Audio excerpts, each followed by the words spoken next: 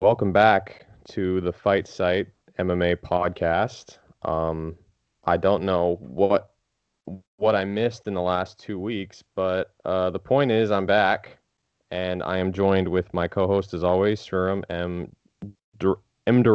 Fucking, how do you say your last name? M. Durelaron? What is it? It's M. Night Shyamalan. And Ed Gallo, who very courteously limited his name to 3 syllables. Yeah. So go ahead and introduce yourself, gentlemen. Short and simple. It's my motto. Yeah, it keeps it real easy for everybody. We are here to discuss the upcoming pay-per-view UFC 253 on Saturday. Was it the 27th? 26. 26. Today is the 20th, and it's 6 days from now. Therefore, yeah, we're recording this on Sunday. So it is a decent card. I wouldn't say it's a particularly good one, but it has a great main event, which has been very interesting for honestly probably over a year now to discuss, and so I'm looking forward to getting into it. We also just had a fight card yesterday, Covington versus Woodley. Woodley very courageously managed to buck the 15 rounds in a row of losing because he went out and got himself finished in the 15th round. So he actually managed to he managed to prove us all wrong in the fight side. We're going to eat our words for thinking it could just be another boring Woodley loss, but he went above and beyond just to spite us. So we might spare a few words on that. A few words on Khamzat Chimaev's knockout victory over Gerald Meerschaert. If we have time, I guess. We're sort of, as with most of our podcasts, we usually start with the big stuff, and then as our timer runs down, we tend to go more to stuff that doesn't matter as much. But we're going to start at the top. But before we do, gentlemen, how are we today? I'm good. I mean, not much to say since everything's kind of stayed the same for the last 6 or 7 months. But yeah, I mean, the cards. So as to what Danny missed, we actually recorded 2 different podcasts with a couple of guests, and both of them turned out completely unpublishable for some reason or another. And it was funny in a way because those cards had nothing to talk about, but it was also very sad. So actually, Danny has missed literally nothing, and we're all the better for it because the podcast needs him. You see what happens when I take off for a short amount of time. Everything falls to pieces. Ed, what about you? Yeah, I mean, I'm good. The Eagles are playing today, and they're really bad, so that's always a good occasion. And the fights last night, I watched most of them, and then the main event, I turned it off somewhere in the 3rd round. I'm like, I don't need to watch the rest of this. But then I missed the finish, even though I'm sure it was unremarkable as well. And the fight was terrible. And what a finish it they're was, both my bad. friend. I still haven't seen it. I don't know what happened. He broke a rib, I think. He just collapsed. Which is, I think he said that it popped early in the fight, and then he sort of tried to work with it, but Colby kept kicking his body, and then I think in some scramble, it was like a little bit of the Poirier Pettis type thing. Yeah, gotcha. Where it was just kind of one transition on the ground, and then you could just see that he was done. But it's Tyron Woodley. I think it was a verbal tap. I don't know. You're asking a lot of questions. They called it TKO, which is weird, but I think it was technically a verbal tap. He was trying for a guillotine, and then just kind of fell back and started screaming. So, I mean, it wasn't going any other way, so you can't really say anything about it. But he did lose 15 straight rounds. If you count a round where you're finished as losing a round, so I'm gonna have to. I don't. I think he courageously managed to subvert that. Anyway, that's not why people are listening. They are listening because they presumably want our thoughts on next week's main event, which is Israel Adesanya, who I posited on Twitter yesterday, is on perhaps the best debut run we've ever seen in the UFC, or at least is sort of it's between him and McGregor, who's on a stronger debut run in the sport, basically going from zero to hero. Versus Paulo Costa, who is also undefeated. Kind of rare that we're getting a champion versus champion versus number one contender match in which they're both undefeated. So the UFC can probably promote their patented someone's O has got to go that we all like so much. And it's an interesting fight. It's a really good fight. They are in some ways very different fighters, but they match up interestingly. I think there's quite a lot of dynamics to hit on, and I don't think it is I think I speak for everyone when I say I'd be surprised if it turned out to be one-sided. I think in most cases you can look at this as a very evenly matched title fight. So it's exciting. So Ed Gallo, I'll start with our guests. What do you make of this fight?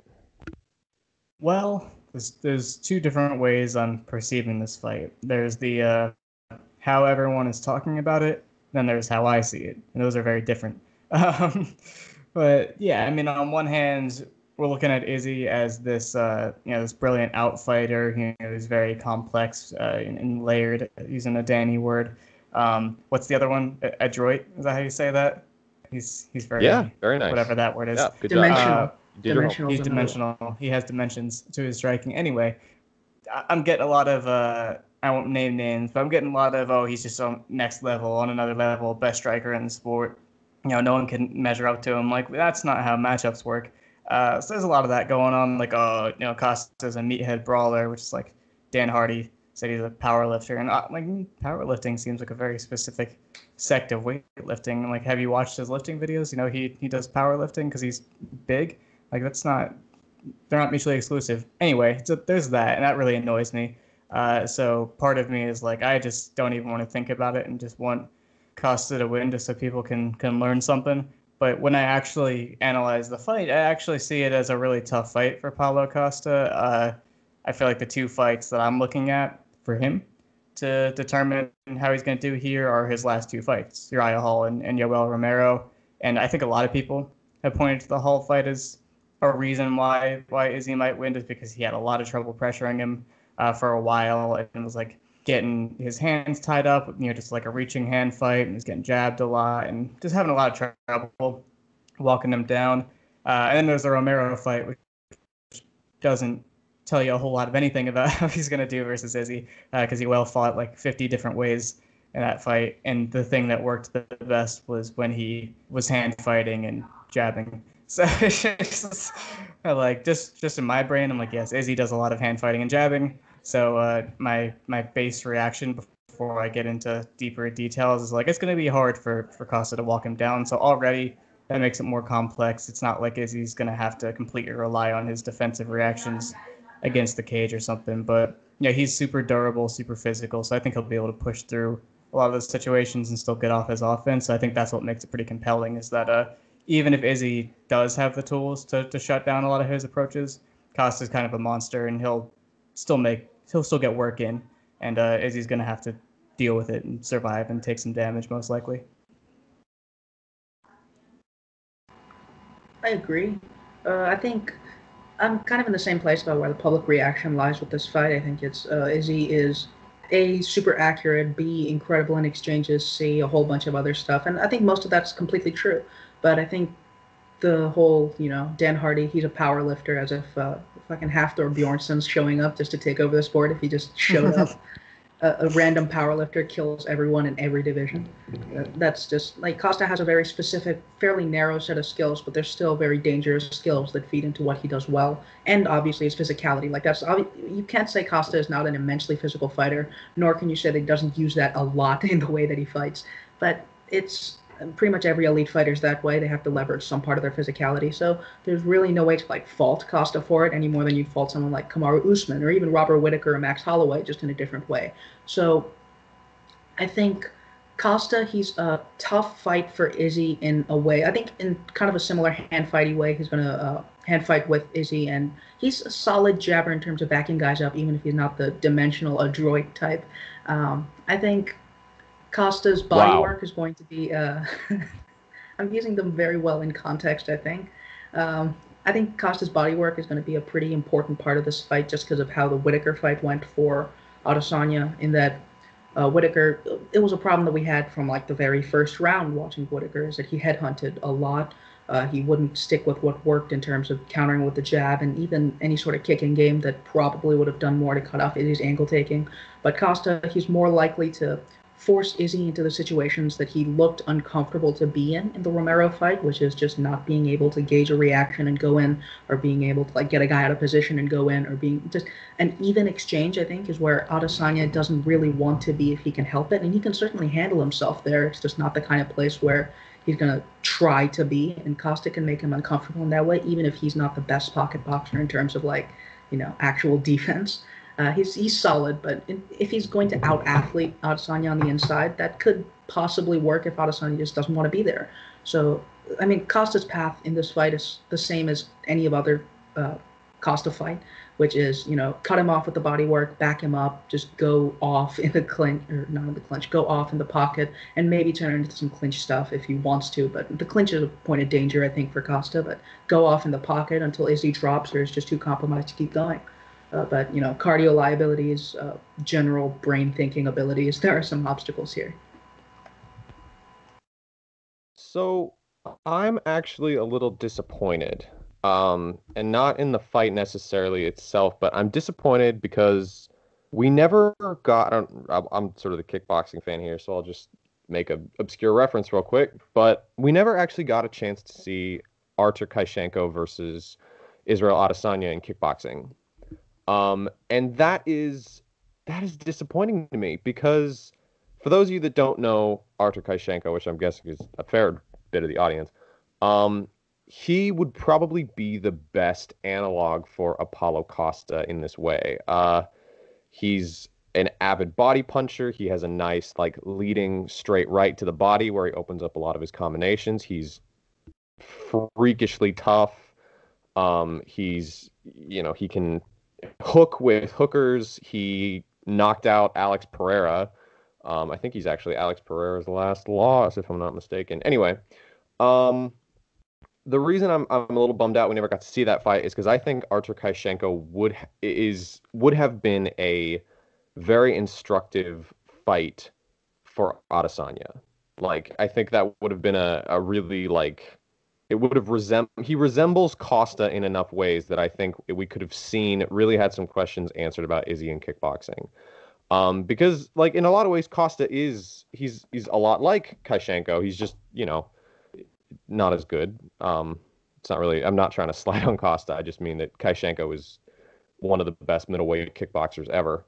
And so that is a little disappointing because the more I thought about it, the more I was like, oh man, I think that would have told us a lot. And I probably, full disclosure, I probably would have favored Kaishenko over Adesanya in kickboxing.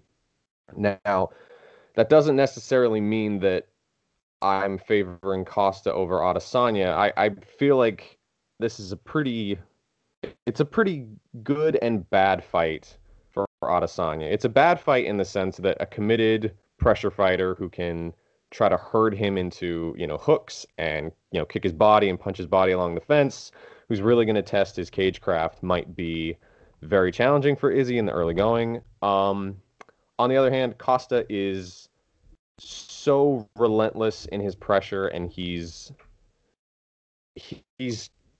doesn't really seem to have a ton of depth. I guess we'll touch on that a little bit more in a bit. But I think when exchanges start becoming more layered and it starts to become a battle of, thinking ahead, that might just give Adesanya everything he needs on a platter to look phenomenal. So it's a great fight. And I guess I'll sort of kick off the discussion by saying that, like, I think a lot of what we might see from Adesanya is largely dependent on Costa because he's when you have an undefeated fighter who's managed to play their game as, hard and fast, and they haven't really had to make a lot of adjustments, up to a certain point, because Costa's still pretty young. He's only 12 fights into his career, or his pro career at least. It can be hard to decipher whether or not you really need to make big changes. Sometimes lessons need to be learned, you know what I mean? And with Costa, I think the big thing that gives me pause is I don't know how well his game works in open space. Like, this is a pretty big point to hit on, but like, ever since he debuted, Costa always had this reputation as a bit of maybe like a bit of a more technical John Lineker fighter, where he just pushes people back and just crushes them with pure power and hitting the body and just relentless. But as I went back and watched his fights, I was surprised to see that, as much as he has a surprisingly stout shot selection and he can, play with rhythm and things along the fence, he really doesn't play as much in open space. I still wonder how well he just does in neutral exchanges. And we can talk, as Sriram said, we can talk about neutral exchanges from Izzy's point of view in a bit, but like, something that has always interested me is that both Adesanya and Costa are kind of tactile fighters in different ways. I think Costa uses the cage as like a proximity mark for his own demolition zone. When he has guys flattened out, he'll step in with committed punches. He's usually not feinting out a response, before, ducking under a lead hook. He is hammering as much as he possibly can. He's just wailing on people. And again, there's more technique to it than Dan Hardy is clearly giving him credit for. But it is interesting to see him go from like Costa in the center of the cage. He's just trying to push you back. Costa with his opponent sort of halfway to the cage. He'll start throwing out that feeler jab, maybe some kicks. Costa with his opponent flat against the cage. He's going nuts. And if there's one thing that I think Adesanya is going to be incredibly diligently prepared for in this fight, it's likely going to be preventing himself from being pressed up against the fence at all costs. So I think that's a decent place to start. What are your guys' thoughts on that? Yeah, I was thinking about that. Some of Izzy's habits that he might have to, actively fight against, because he's been really counter happy in a couple of his fights. He really likes to lean back and maybe not exactly pull counters, make people miss linearly and fire back straight, or a check hook. So he's pretty happy to go after that over and over and over again. That's not a good way to keep yourself from moving backwards, because that's what it is. So I think he'll have to, at least early on, maybe in the first couple rounds, not do that and frame off and create barriers so he can circle out, because Costa's not as good of a cage cutter until you're really close to the cage. Like you said, in open space, he doesn't start to let loose with his kicking game, which is a pretty good way to keep people stuck in place. He doesn't really do that until he knows exactly where you're going to be or if you're going to be circling or not. Something I noticed from the Romero fight is that after the first round, Yoel started not conceding space, because Costa wasn't really pressuring him as much as Yoel was actively walking himself back. He kind of would lead himself a little bit, which is awful to see. But yeah, after the first round, he kind of switched up his approach and was holding his ground a little bit and just framing off with his elbows and pressing on the triceps and the biceps and pressing on his biceps and trying to keep him from being able to wind up on his hooks and get him off. And Costa was still able to punch, but it wasn't nearly as effective, and you can kind of direct from there. And I think a more schooled clinch fighter, and in a striking sense, like Izzy, would know how to create angles off of that, move his feet, circle him off. The UFC is actually diving a little deeper into breakdowns, actual technique. I saw on the card last night, Cruz did an ad for Izzy hitting a little foot sweep off of bicep ties like that. So I think he definitely has shown the ability to do stuff like that before, and I think it'll be necessary in the beginning just so he doesn't end up on the cage, because you're right, that's where Costa really thrives, and Izzy's counter game isn't really built to do a lot of damage there. I think he can block pretty well, but you don't want to play that game where you're trying to avoid damage while the guy's just throwing heat at you and going nuts. So, yeah, I think he's going to have to fight a little differently than he normally does. I don't think Izzy's normal game. Like, if he does exactly what he did against Kelvin or something like that, or even Whitaker, really, I think that's a worse idea than doing something else. That's my initial read on Costa's offense. I mean, I'm kind of in the same place. I think there's good stuff to look at from the Whitaker fight, and there's bad stuff, at least specifically for Costa. I don't think there's anything objectively bad in the Whitaker fight, or else Whitaker would have seen it because he's a very good fighter. But the way that Adesanya fought for Whitaker, I think one is that there weren't as many of the backstep encounters that Ed mentioned that there were against Gastelum against Whitaker, who was a lot more keen to angle off the first shot rather than just step straight back and blast him with a straight, which is good because both Whitaker's more of a blitzer and that worked. And the kind of angling off is very good for ring craft if Costa's just trying to push him linearly backwards. Izzy can, even instead of just hitting a counter and taking advantage of the angle in the pocket, he can just step off on another direction. And no one's ever done that to Costa because he hasn't really faced good ring generals other than like Romero on the front foot, but that was Romero on the back foot, so like not quite. And the problem there is the big lean back. The big lean back being Izzy's defensive, I wouldn't say like his primary defensive option, but one of his defensive options. He's a very good hand fighter. He's good with frames and stuff. But when a guy just comes straight at him and blitzes him, he likes that big lean back. He did it against Romero a couple times too. And Costa being such an avid body hitter, that's going to be pretty tough unless Costa just fights against type and does it incredibly badly. So, yeah, Gastelum is not the path, the kind of backstepping, just because Gastelum had some success pushing Izzy back, even if he wasn't able to do anything with like getting him halfway to the cage the way Costa would be. But a lot of that was just Izzy stepping straight back and trying to blast him on the front foot. Costa's going to be a bit more measured and not get himself out of position just blitzing that way. But Whitaker has some solid spots of hope for Adesanya and for Costa. That's what makes it such an interesting fight, is that both of them have some interesting habits with respect to each other. So I think in talking about Adesanya, something that is important to know, or a distinction that I think needs to be made, is that Adesanya against Whitaker and Gastelum, like those are Whitaker and Gastelum are largely like two springy punchers who kind of need to collapse distance, a fairly large amount of distance to get in range. I think obviously Whitaker's sort of karate blitz, as it's labeled, is a more calculated one, or at least was a more calculated one. And I think Kelvin has gotten much more comfortable just sort of with his, lone step in, but they still need to sort of, there's still a level of commitment to all of their entries. And that's generally why Adesanya could break their line of attack and take angles on them so easily, and why he could lean back, taking an angle on them, resetting his foot position, and then, countering their overcommitment. I don't necessarily think that's a good indicator of what we'll see from Paulo Costa, because Costa tends to close down people with his feet under him. He's, like I said, he's a much more concerted pressure fighter in that way. I don't think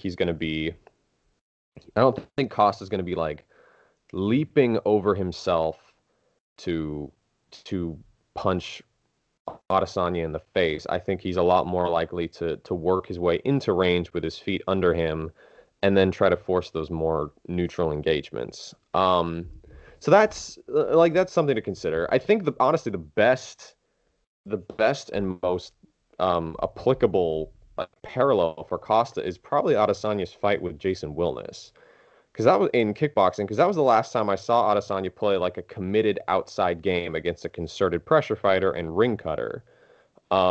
And Wilness did something that a sort of strategy that we might see from Costa, which is basically the understanding that he's probably the more powerful puncher or kicker shot for shot.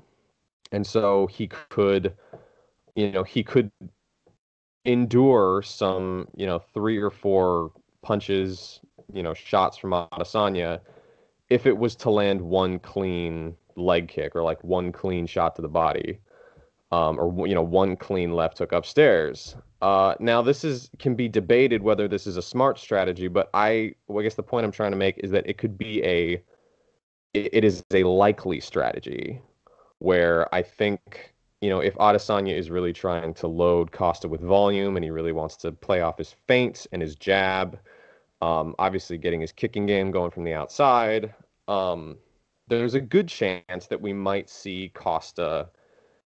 We generally talk about, let me try to approach this from another way. We generally talk about like fighters taking away an opponent's weapons by either like punishing them for it or making them miss enough times that they second guess themselves. And it's a pretty normal pattern when you study fighting. Like, we saw Tyron Woodley yesterday. You can only miss your right hand so many times or land it on the glove or a shoulder so many times before you just stop throwing it because it's not working.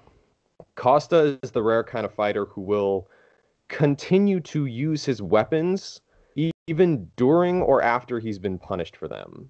Like, it's kind of I think it's a combination of being courageous, obstinate, and possibly stupid. Just sort of incessantly pursuing, a weapon in your arsenal, even if conventional wisdom states that there should be a point at which that fighter just chucks in an effective tool. Like, the shocking thing about that sort of third round between Romero and Costa is that Romero kept jabbing him when Costa would try to throw. Like, Romero would do a better job of drawing Costa's shots out and then sort of, marking his face up with the jab or the blitz. But Costa never stopped trying to throw those weapons. He didn't take like, okay, when I throw my left hook as a counter, it's missing and I'm getting hit in the face for it, as like, okay, I should stop throwing my left hook. He takes it as, well, it's a Costa doing business. I'll keep trying to throw my left hook. And again, I don't know if that's a good thing or a bad thing, because having a fighter who can soldier through, adversity and still trying to make their weapons work, even if they're getting hit 3 or 4 times in response, is necessarily a good thing for a fighter's longevity. And I don't know if that's a good thing against Adesanya specifically, who is extremely good at keying in on an opponent's weapon and taking it away over time. Like, it is a potentially suicidal habit, is what I'm trying to say. I don't know. That's just something I noticed that's sort of been in the back of my mind, is like, not only sort of, their styles, but like, who are these people, in terms of fighters? And Costa's the guy who will keep trying to kick you in the body, even if it's, a stance prevents the kick from landing clean, like even if he's being punished for attempting a counter, even if he's overcommitting on a right hand to the body from outside and he's getting check hooked, he won't stop trying those things. So is that a good thing or a bad thing, Ed? It's a good thing, actually, because if he gets discouraged, he's just going to be not doing his A game, and it's always better to do your A game, even if it's damaging, than to get away from the thing that could actually win you the fight, even if it's stupid, which is one of the funniest parts in the Romero fight for me, is where Yoel actually starts doing things to punish him when he walks in, and like he starts to walk in, Yoel jabs him, he backs up, and the distance resets, and just like the same exact timing, the same exact distance, like 3 or 4 times in a row, he walks forward, gets hit with something, and then backs off, and then just walks into him again, just bounces off of him like 3 or 4 times, and like, you didn't change anything, like not your timing, not your defense, like nothing, and Yoel just kept hitting him, and he didn't do anything different. He just kept walking him down. He's a weird guy. I don't totally understand him. I just feel like we haven't seen him against enough elite-ish operators. Like, we've seen him against one, and that's the weirdest person you could possibly be measured against. Like, how can I draw conclusions from your fight with Yoel? But he should do what he does. He's going to get hit a bunch. He's going to look stupid a bunch of times, but that doesn't mean he's necessarily losing his long game. I don't really see him as much of a round winner here, although I think they could end up in some weird smothering situations where neither of them are really getting much done. I think it might be an ugly start to this fight before that the actual action picks up. I don't think it'll be an uneventful fight, but I think it could be a lot less clean to watch, as some people might expect. Like, lots of strikes are landing. It might be a lot of collisions and weird stifling and all that jazz. But yeah, he should, to answer your question, he should do what he does and be himself. And I think it's Izzy who has to make a couple of adjustments here. Yeah, I agree. I think it's pretty much consensus that the deeper this fight goes, that is in terms of like layers of exchanges, that it's going to be rougher for Costa in terms of, Adesanya is going to figure out the kinds of things that he does. But on the other hand, I don't think Costa is necessarily the kind where Izzy's going to have a chance to put all those layers together. And that if you look at, for example, the Hall fight was incredibly ugly from Costa's perspective. Like, it's hard to deny that. But also, it's something that our friend Lukash pointed out, that Hall also couldn't really build off the jab in a way that you generally expect a fighter to. And that doesn't go completely to Adesanya, who's better at pretty much everything Hall does, especially in that fight. But Costa just kind of smashing himself into guys over and over again, that is his game. And I think it could lead to an ugly late fight, but early it's going to be rough for Adesanya if he can't, just figure him out like from the jump. Because if Costa takes a hit, he's not going to assume that Adesanya just knows what to do at that point. It's just, I'm going to do my thing. And if Adesanya stumbles onto something, it's not going to be Costa stopping in the first round. Adesanya's going to have to actually figure stuff out down the stretch. And that's a window that Costa definitely has, in my opinion. And the matchup is rough enough for Adesanya that it's going to be, in my opinion, it's going to be a rough fight for Adesanya early either way, win or lose. And after that, it's anyone's guess. Costa's the one with the window, but he's also the one who can make this look easier than it will be. I think this is a little bit tangential analysis, but I want to say it. Is that Costa comes from the same camp as Cejudo, and I think there's a lot of questions that we had about Cejudo that Cejudo actually very deftly managed to deflect are pertinent here. In particular, it is one of depth, where I really don't know how deep the well goes for Costa.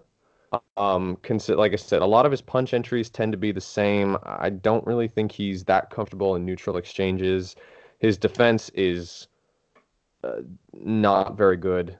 I think he's just a fighter who leverages his offense to get, for his defense. I think he likes people who are scared of him. I don't know how well that works against someone with like a needling jab or someone who can actually fire a right hand behind it, someone who can kick with him from the outside. The thing with Costa is that he runs into a lot of the same issues in his fights. Nothing has really shown me that he's like a big adapter. He's just sort of a push harder type fighter.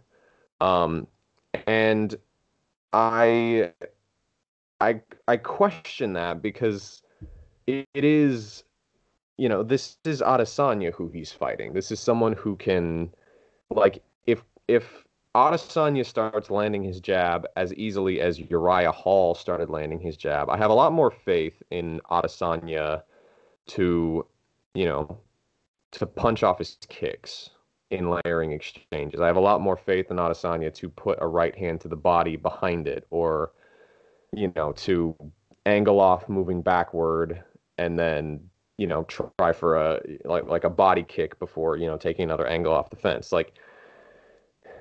Uriah Hall couldn't build much off Costa, but that's partly because it's Uriah Hall. And Uriah Hall doesn't really build anything. And it's also notable to me that Hall knocked Costa down with a backstepping, hurting left hook into right hook as soon as Costa punched into range. Costa got his stance squared up with Hall along the fence. He tried to punch into range, and it was this sort of soft left hook into stronger right hook, the hurting shot that actually knocked Costa down moving forward. That is Adesanya shit. That is exactly what Izzy does. And Romero did the same thing against Costa. Costa committed hard on a straight right, and Romero basically tried to check hook and then laced him with the right hand on entry. I know everybody always remembers Romero pointing in another direction, being look over there, but it was actually it was actually Costa really committing, I think, really feeling like he had Romero hurt, committing on a right hand, and then it was that same exact like left hook hurting shot into right hand that put him down. Like I can't really see why that wouldn't work against Costa. Those those opportunities are there. And I don't think, while Izzy may not be like a massive puncher, he is extraordinarily accurate and good at finding like small openings and turning those, putting people in very compromising positions before putting them out. And Costa puts himself in compromised positions like willingly. Like it's sort of like he sort of takes that as like part of the risk of his style is like, well, I'm going right into the danger zone. I'm not going to bother feeling people out. Like that's just sort of, that's just kind of what he does. And that's, again, that can be both a good thing when you're fighting very timid opponents like, a pretty old Johnny Hendricks or Bang Boost, however you say his name. But I don't know how well that works against someone who's expecting those types of exchanges and is actually working, forcing you to work for them. I agree that I think Costa's window early is probably like, to me, that does seem like the optimal way that he should try to fight Adesanya is sort of go as hard as he can early before Adesanya can start to, get his timing down, because Costa's timing is pretty predictable. I imagine it's going to be very predictable over 5 rounds. So that's, I would say, in terms of probability, Costa going as hard as he can very early on is probably the best thing that he can do. And I think that there are elements of Adesanya's game that could give Costa opportunities, is like, if he is going to try to just like lean back behind, to evade shots, like, leaning way off his rear hip,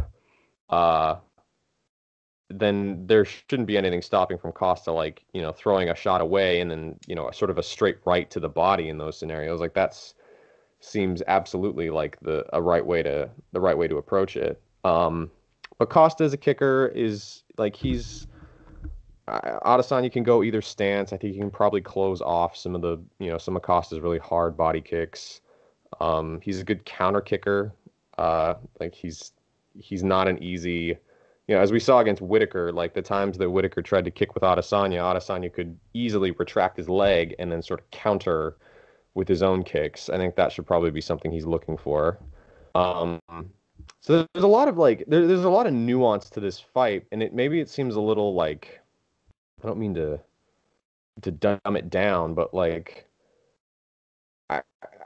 so much of this sort of comes down to like how much does, how well can Costa actually hang in open space, and if he can hang there fairly well, can he actually reliably either hurt Adesanya bad enough to finish him, or seriously limit Adesanya's weapons in a way that will allow him to win over 5 rounds. And I think he can do it.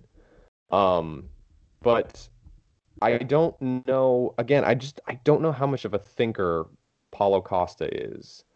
Like, and I think there's going to be a point at which this fight, there will be a point at which that level of commitment and that kind of, willingness to soldier on, like there's got to be a ceiling on that at some point in the division. And maybe it's not Adesanya, maybe it's someone else, maybe it's Chimaev for all we know, maybe it's Whitaker, I'm not sure.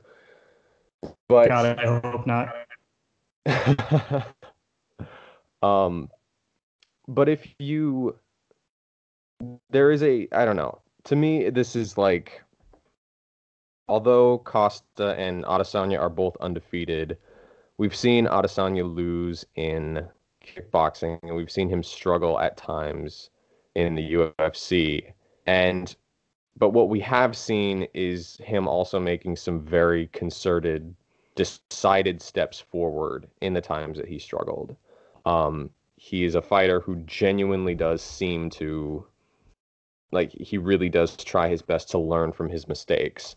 And Costa, I don't know if Costa's learned that lesson yet.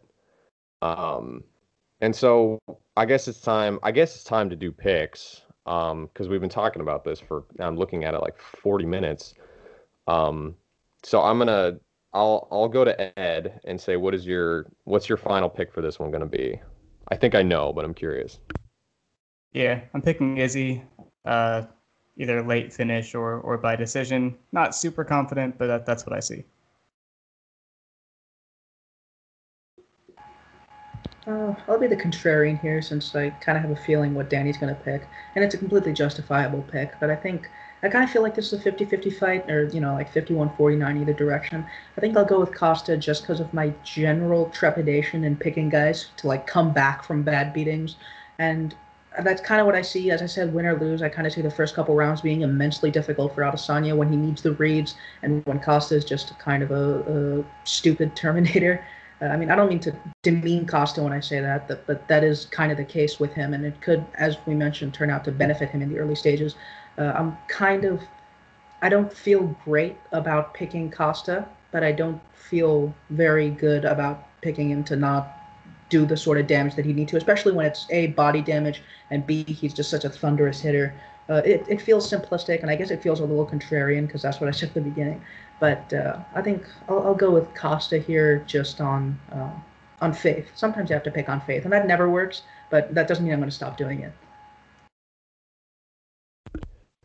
Um, like I think is I'm kind of torn, and like I do like I do want to re-emphasize that I think this is like I think this is a really close fight, and I don't think there's not only I wouldn't be surprised if either guy won it, but I also wouldn't really be surprised at any outcome.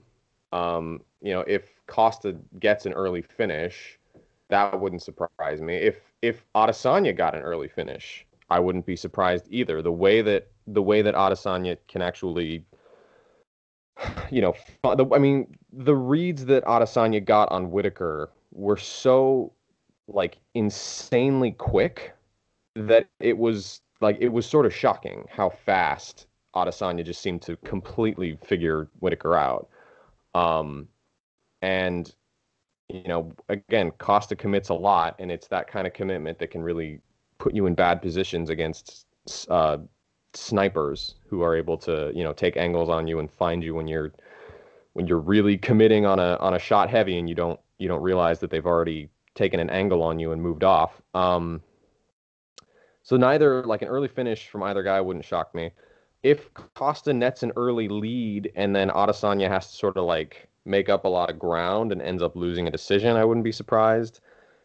Then again, Costa faded so badly against Romero, like I also can't be surprised if like, you know, if that happened, like if Costa just implodes in the middle of the third round and Adesanya's still there and still forcing him to work, still kicking his body. All right. I think if what I'm asking Adesanya to do is to be conscious with, his cage craft, avoid being pinned along the fence. He may spend some time along the fence, but avoid being just pinned on the fence. And if he can draw Costa onto big shots in neutral space. Can he do that long enough to either stifle some of Costa's confidence or, exhaust him, force him to work harder than he's comfortable?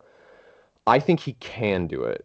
So I think I'm gonna go with Adesanya by decision. I think this is a real this is gonna be a real uh prove yourself moment for Adesanya, which seems strange to ask that, considering what he's done in the UFC thus far. But this seems like a real moment of reckoning for him as a champion. Kind of a real referendum on how good can he actually be.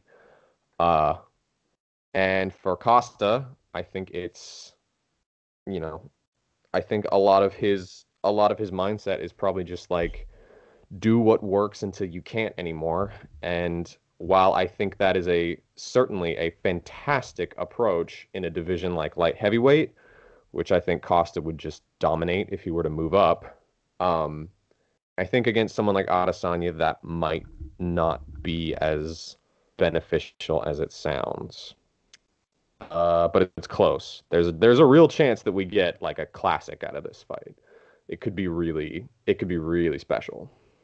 So we've talked for almost a full hour on this main event. Thankfully, there's not really a lot else that we need to discuss before we call it a day. Do we spare a few words on Dominic Reyes versus Jan Blachowicz? I think we should. Ed, what do you got? I mean, I don't have a lot of thoughts about it, but let's just say that Blachowicz is pretty good in the pocket for a light heavyweight and has some range tools and isn't totally good at making people play into those strengths besides being decently defensively competent. And that works against like people who can't move out of ranges very well, like Luke Rockhold, who has been doinked a few times, having issues getting in and out of the pocket. Dominic Reyes is like probably the best mover, at 205 and up. Definitely knows how to get in and out pretty easily. Can do well on the back foot, but I don't think Blachowicz is going to put him on the back foot. But yeah, I think he's so long, he can probably not have to control entries that much to be able to strike with Blachowicz. And if they grapple, I feel if they're clinching a lot, it could be some good time for Reyes, because he's probably working to plug up some holes there with his grappling, because that's really one of the only areas for improvement he could obviously see from the Jones fight. But I'm picking him. He's defending his light heavyweight title in my eyes. But I don't know. It's weird. I like Jan, and I like what he does to people. And Reyes' weird body annoys me. But that whole hanging man in the forest thing really creeped me out. So I don't want to see more of that. So I think Reyes needs to make him go away for a little bit. Yeah, I'm gonna pick Reyes too. Different reasons. I think I like Jan as well. I think he's a surprisingly competent light heavyweight, and that's very surprising given how he used to look. He's a jabber for one, which is a thing that light heavyweights don't have. He puts kicks on the end of combinations. He's turned into a kind of a sneaky clinch break sort of fighter. He did that to Luke Rockhold, and he did that a bunch to Corey Anderson in like their 2-minute fight, which was surprising. He like left hooked him on the break like 3 times in that fight. But I think he's one of the more counterpunchable fighters in the sport with the way that he does anything that isn't a jab. He breaks stance and runs forward. The Thiago Santos fight the finish was actually super gross from Jan, because he was like dragging one of his feet behind him. Like he didn't even know how to break stance properly, which was pretty disgusting. Reyes is probably the only light heavyweight at this point, other than Jan Blachowicz himself, who's competent on the counter. He knocked Cannonier out with an uppercut on the counter off a shoulder roll, which is super nice. He's a generally powerful puncher. I think Jan Blachowicz is going to be throwing himself into too many bad positions to win this fight in terms of just doing anything that isn't a jab. And jabbing is going to be tough when he's facing a huge southpaw. I understand that this is kind of the same rationale I used to pick Luke Rockhold over Jan Blachowicz. His big southpaw is going to kick him a lot, has a counter. But Reyes is also young. He's bigger. From what I've seen at this stage of his career, he's more consistent. He's less fragile. It's a tough fight. It's a tough fight for Jan, and I hope he gets it done. I like Jan more, honestly, because he's the kind of quirky light heavyweight that I think light heavyweight deserves, rather than like a genuinely competent light heavyweight, because light heavyweight does not deserve that. But it's going to be Reyes, I think. Yeah, I'll be completely honest. I didn't watch any tape or make any notes on this. I'm just going off the cuff, but I think that's the correct way Reyes to do that. Yeah, this is honestly, how else are we supposed to do our jobs here? I think that Reyes, being a southpaw, might make it hard for Blachowicz to get his jab going. That's my analysis. So I'm gonna pick Reyes. Nice. It would be very funny. It would be very funny if Jan won. Like it would actually be hilarious, because it would be kind of another like making the point even clearer that like, yeah, that's how good this division actually is. You know, someone who beat John Jones and then gets knocked out by like a 37-year-old, you know, striker boxer with a decent jab. Like that's all it takes to really do well in this division. But I think that, yeah, in terms of momentum, in terms of, you know, stances, and I mean, Reyes is just kind of probably just a cleaner fighter. He can probably keep a pace better than Blachowicz at this point, over 5 rounds. And yeah, like I said, I thought he was very unfortunate in that Jones decision, but Reyes really does look like the apex of what a solid fighter at light heavyweight can be. So good for him. Is there much else on this card? I mean, I feel like there's a few fighters to look out for. I think Hakeem Dawodu versus Zubaira Tukhugov is a fun featherweight fight. I don't really have any analysis about it. But that should be fun. Kai Kara France against Brandon Royval is a flyweight fight, which you should absolutely see. Brad Riddell, one of the up and coming lightweight prospects, who the fight site is very much in support of. Part of the what the hell is their team? Adesanya's team? City Kickboxing. City Kickboxing. City Kickboxing guy, Brad Riddell, who was outstanding welterweight kickboxer and looks like he might have the chops to be an outstanding MMA lightweight as well. So do you guys have anything else you really want to bring up? We could talk about some stuff last week. I don't know. There's another fight on this card, another City Kickboxing guy, Shane Young. He's not as polished as some of the other City Kickboxing guys, but he's pretty fun. He's got some solid competency and power, and he's pretty intense. I like him a lot. And the guy he's fighting, Ludovic Klein, our homie Polite Vulture, who makes the animated videos, sent me some highlights and showed me who that guy was. And he's pretty exciting. Definitely a good kick combination fighter, and knocks people out, and also seems pretty intense. So I think that might end up being like either a crazy war or someone gets hurt really badly early. So that could be an awesome fight, and just another City Kickboxing guy that might be on the rise and end up being pretty good. I think he wasn't City Kickboxing, and then it's one way or the other. It's either that he wasn't City Kickboxing and then he fought Volkanovski and they brought him on, or Volkanovski was just Tiger Muay Thai and then he fought Shane Young, and then the City Kickboxing coaches scouted Volkanovski from that fight. There's something about that fight that got one of them there. But anyway, Shane Young's been improving. I really like him. He's been gone for a while. He's back now, and yeah, he's a good time. So I'm looking forward to that one as well. That sounds fun. The only other big spot of attention on this is Diego Sanchez versus Jake Matthews. Yeah. So I think we're done with this. Such an awesome fight. As we saw Diego Sanchez. Oh, I was just gonna say, outside of the main event, most of this card seems to just be, yeah, we like this guy. Like, you should watch this fight for this guy. Exactly. It's not like this is a great matchup. It's just like, oh yeah, Zarbik Tukhugov is fighting. He's fun. Brad Riddell. Ooh, we like Brad Riddell. Let's watch him. The main event is the only one on this card that really feels like a thrilling matchup for both sides. Mm-hmm. You guys agree? Yeah, just wait until next week though for Holly Holm versus Irene Aldana. That's a showstopper. Ooh. Co-main event, Charles Jourdain, which is yes. Why is that not the main event? we can talk about Charles Jourdain. That's good. Seriously, do we have anything else? I mean, there's some stuff from last week, but not a ton of stuff because it's a Woodley fight weekend. Hamzat Chimaev had a big knockout. That's true. Looks like he could be something. I want to make sure I'm talk about that. I had no hope for that fight. I had no hope. I mean, here's one discussion point that I've been thinking about. Do we want Chimaev to stay at 185, or should he go back to 170? He should part-time both divisions to just keep bouncing back and forth, because if he can keep making the weight. And then if he gets really confident about 185, then we'll go up to heavyweight, and then he'll fight Francis Ngannou, which is what I want to happen to most fighters that I don't care for. So I think the more time he spends at 185, the more interest he'll have in jumping up to heavyweight to fight Francis Ngannou. So that's my logic there.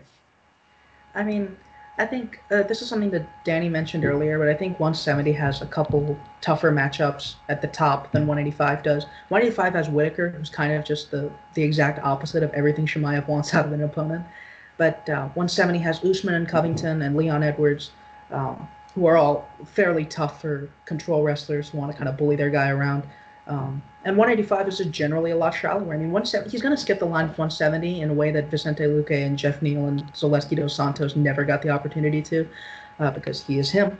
But 185, if it's possible, even easier to get up to the top because it has zero prospects other than him.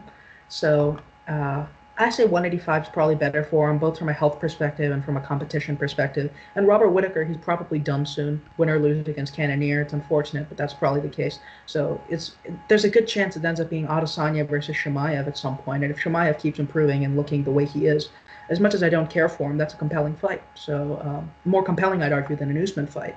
So I think there's some reason for him to stay at 185. Yeah. I think he should stay at 185 because he's like 6'2" and he's enormous.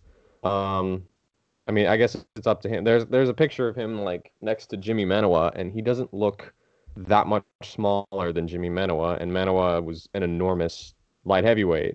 Honestly, there's a chance with Chimaev. Chimaev's only 26. There's a chance that if he really keeps growing, he might end up a light heavyweight someday. It's up to him. I mean, until maybe when he's young, he feels like he can kind of bounce around and wait. Maybe he feels like it's a little more his speed to do what he wants. But eventually he'll probably settle into being a middleweight at some point.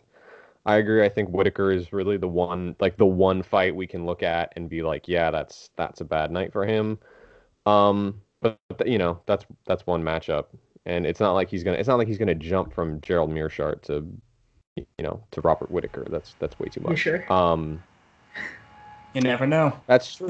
Dana really seems to like him. So I don't know. Him. Like I guess we'll see. But I don't really. This still like he has not had any ounce of real adversity. Yeah, resistance. Thank you. He's not had any resistance so far.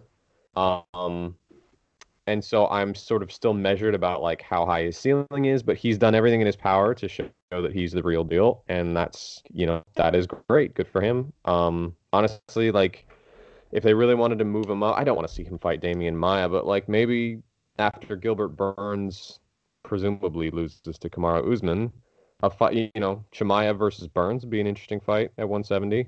Because, Burns is, more powerful and more polished, and he's also had some difficulty with control wrestlers. So the options are there. I'm not super, I can't say I'm really a Chimaev fan or not a Chimaev fan. I just need to see more from him. But like I said, he's done everything in his power to show that he's the real deal. And, a 17-second knockout in a division he's never fought in before does not say anything bad about his prospects in the future.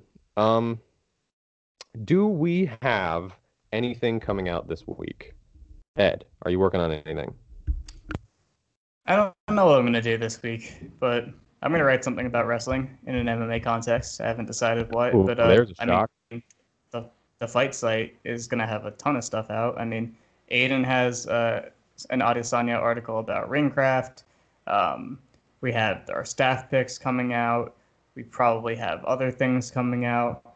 I don't know what they are, but they'll be coming out. Sriram's probably doing something. He usually does things on fight week. Maybe. I mean, he arranged the staff picks. That's a lot of work. So created the document. I mean, yes. I started a Costa thing, but it's also just like not even a thing right now. So if I can actually do the normal hustly thing that I do right before a deadline, it might be coming out. It also might not be if there are a bunch of things, so don't hold me to it. There's the little betting video series that aged super well last time, kind of, Oh, yeah. with the exception of Meerschaert. But you can't win them all. Bet against the Contender Series people always works. But I'll probably be doing one of those again and for the foreseeable future, because those are easy and I don't actually have to do a ton for them. And I'm thinking about writing about the ACA fight that happened last time, which we didn't really touch upon. Oh, yeah. Abdulaziz Abdulvakabov defeated Alexander Sarnavsky in it's a genuinely brilliant fight. It might be my pick for fight of the year. As soon as ACA comes out with the video, I'll be able to make a better decision about that, because there's some stiff competition this year. But it was terrific, and I think it's worth a deeper look. I don't really have anything coming out. I have one piece that I am slowly working on. It is a tribute to the kickboxer Mark DeBont, which we will probably run on the day that he passed. Very sadly passed away in November. But that's still like 2 months out. I don't really have anything that has really piqued my interest to write about. Maybe if this weekend turns out to be really good, there'll be something worth writing about in the main event. I've already written about Brad Riddell, but I'm excited to watch him fight again. Yeah, not a lot. What's coming on? So there's Irene Aldana versus Holm, which we're all so excited for. But is there anything else on that card that we care about? I'm trying to look. This is what I mean when I say that our podcast. Is that card? I thought that got it canceled. Was. Oh, it was. Yeah, that got canceled. I see.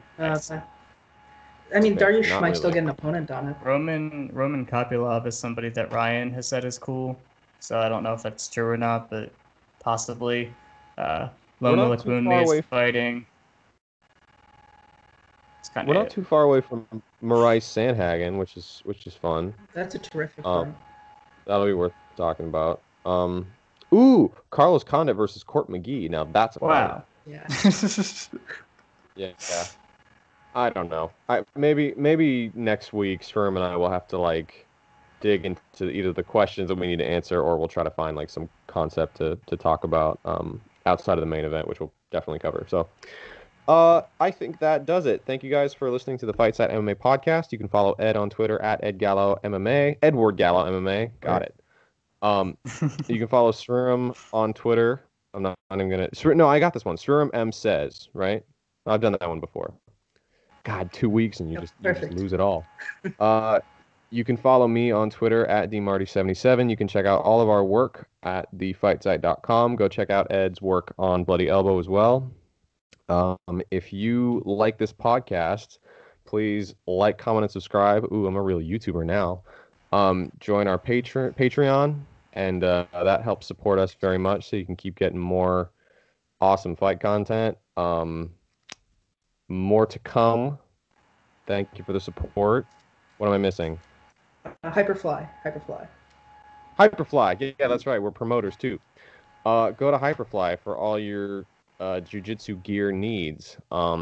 And you can also buy Fight Site gear now. We have shirts and wife beaters and tank tops and sweatshirts and mugs and a whole bunch of other stuff that I am not going to buy, because why would I buy stuff that for a site that I write for? That seems silly. To represent. That's awesome. Right, to represent. Very awesome. I'll get right on that. To promote. We also we're partnered with Bovada. So if you're a degenerate gambler and you sign up through our link, you get a $250 credit, which is pretty awesome. So you can spend lots of money on betting on MMA, which is a very cool thing to do. And we get money if you do that. And so win-win. Do it. Please. Bet the house on Court McGee. Yeah, seriously. What are the odds on that fight? Let me take a look. Actually, you know what? We can do this when we shut out the podcast. Thank you guys for listening. Okay. Bye-bye, everyone. Okay.